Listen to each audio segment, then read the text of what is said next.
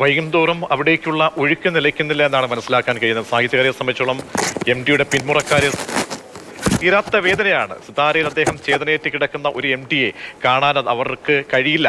അങ്ങനെയുള്ള ഒരുപാട് സൗഹൃദ വലയങ്ങളുള്ള MTയെ സംബന്ധിച്ചോളം MTക്ക് സ്വകാര്യ സംഭാഷണങ്ങൾ ആ രീതിയിൽ സ്വകാര്യമായി സംവദിക്കുന്ന ഈ പിന്മുറയിലെ ഒരുപാട് ആളുകൾ ഉണ്ടായിരുന്നു. അവരൊക്കെ എത്തുമ്പോൾ അവരുടെയൊക്കെ നേരത്തെ പറഞ്ഞ പോലെ വാക്കുകളൊക്കെ മുറിഞ്ഞു പോവുകയാണ്.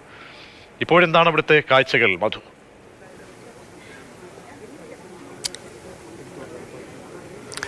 ഈ രാത്രിയും അടുത്ത പകലും പ്രിയ എഴുത്തുകാരനെ കാണാൻ ഒരു സമൂഹം അപ്പാടെ, ഒരു ഭാഷ അപ്പാടെ കടന്നു വരുന്ന മുഹൂർത്തങ്ങളാണ് എന്ന് നമുക്ക് നിസ്സംശയം ഇപ്പോഴേ പറയാം. നമ്മൾ പറയുക പലപ്പോഴും എഴുത്തുകാരെയൊക്കെ പറ്റിയിട്ടാണ്, അദ്ദേഹത്തിൻ്റെ കഥാവഴികളെ പിന്തുടരുന്ന എഴുത്തുകാരെ പറ്റി, അദ്ദേഹത്തിൻ്റെ വാക്കുകളെ പിന്തുടരുന്ന എഴുത്തുകാരെ പറ്റി. പക്ഷേ MT വാസുദേവൻ നായരെ സംബന്ധിച്ചിടത്തോളം ഒരു 30 വർഷത്തിനു പിൻപ്, ഒരു 40 വർഷത്തിനു പിൻപ് അദ്ദേഹം ആഘോഷിച്ച നഗരമാണ് കോഴിക്കോട്. അദ്ദേഹം ഓരോ അണുതോറും അദ്ദേഹം മുഴുകിച്ചേർന്ന ഒരു നഗരമാണ് കോഴിക്കോട്. ആ നഗരത്തിലെ ഇപ്പോഴും അദ്ദേഹത്തിന് ഈ പ്രദേശത്തെ ഓരോ വ്യക്തിയുമായി, ഞാൻ പറയുന്നത് വളരെ ഗൗരവക്കാരനായ ഒരു MT, അതിനപ്പുറത്ത് ഓരോ വ്യക്തികളുമായി അദ്ദേഹം ഈ പറയുന്ന പ്രശസ്തരൊന്നുമല്ലാത്ത അപ്രശസ്തരായ ഒരുപാട് പേരുമായി നിരന്തരം സംവദിച്ചു കൊണ്ടിരുന്ന ഒരു മനുഷ്യനാണ് MT വാസുദേവൻ നായർ. ഈ കടലോരത്തെ ഇടവഴികൾ, ഈ കോഴിക്കോടിൻ്റെ ഓരോ വഴികളും അദ്ദേഹത്തിന് വളരെ ഹൃദിസ്ഥമായിരുന്നു. അദ്ദേഹം തന്നെ എഴുതിയിട്ടുണ്ട് കൃഷ്ണൻകുട്ടി എന്ന ഒരു വായനക്കാരനെ പറ്റി. അദ്ദേഹം ആശുപത്രിയിൽ കിടക്കുമ്പോൾ അദ്ദേഹം വരുന്നു, കൃഷ്ണൻകുട്ടി വരുന്നു. ഒരിക്കൽ കൃഷ്ണൻകുട്ടി നേരെ വന്ന് MTയെ കാണുന്നു. അദ്ദേഹത്തെ കണ്ടിട്ട് പോകുമ്പോൾ കൃഷ്ണൻകുട്ടിക്ക് എന്തെങ്കിലും കൊടുക്കണം എന്ന് MT തീരുമാനിക്കുന്ന ഘട്ടത്തിൽ കൃഷ്ണൻകുട്ടി ഒരു പിടി നോട്ടുകൾ ചുരുട്ടി MTയെ ഏൽപ്പിക്കുന്നു. എന്നിട്ട് പറയുന്നു, ഇത് നിരസിക്കരുത്. ഞാൻ ഒരു അമ്പലത്തിൽ പോകുമ്പോൾ അവിടുത്തെ ദൈവത്തിന് ദക്ഷിണ നൽകുന്നത് പോലെ, ഭണ്ഡാരത്തിലിടുന്നത് പോലെയാണ് ഞാൻ ഈ പണം നൽകുന്നത്, അങ്ങ് സ്വീകരിക്കണം എന്ന് പറയുന്നു.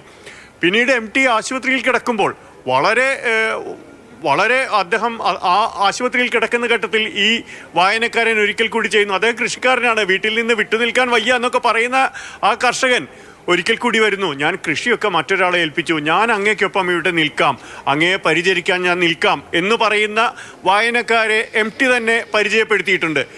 MTക്ക് വളരെ അറബിപ്പൊന്ന് എന്ന ഒരു നോവല് MTയും NP മുഹമ്മദും ചേർന്ന് എഴുതിയിട്ടുണ്ട്. ആ നോവലിൽ അറിയാം എത്രത്തോളം ഈ നാടുമായി, ഈ സമൂഹവുമായി എത്രത്തോളം അദ്ദേഹം ഇഴുകിച്ചേർന്നിരുന്നുവെന്ന്. കഥയുടെ പൂമരം എന്ന വിധത്തിൽ നമ്മൾ അദ്ദേഹത്തെ വിശേഷിപ്പിക്കുമ്പോൾ അതിനപ്പുറത്ത് MT വലിയ വൈകാരിക ബന്ധങ്ങളുടെ ഒരു അനുസ്യൂതിയായിരുന്നു കോഴിക്കോടിനെ സംബന്ധിച്ചിടത്തോളം.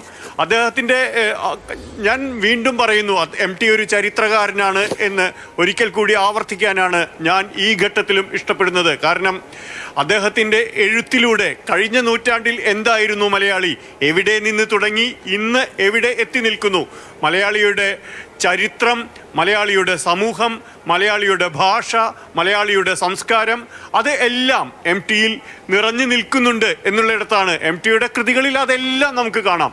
MT പറയാതെ വച്ചത് ഒന്നുമില്ല. അവസാനം എഴുതിയ ഏറ്റവും ഞാൻ പറഞ്ഞല്ലോ, ഷെർലക്കിനും ശേഷം എഴുതിയ കഥകൾ, ശിലാലിഖിതം പോലുള്ള ഒരു ചെറുകഥയുണ്ട് MTയുടേത്.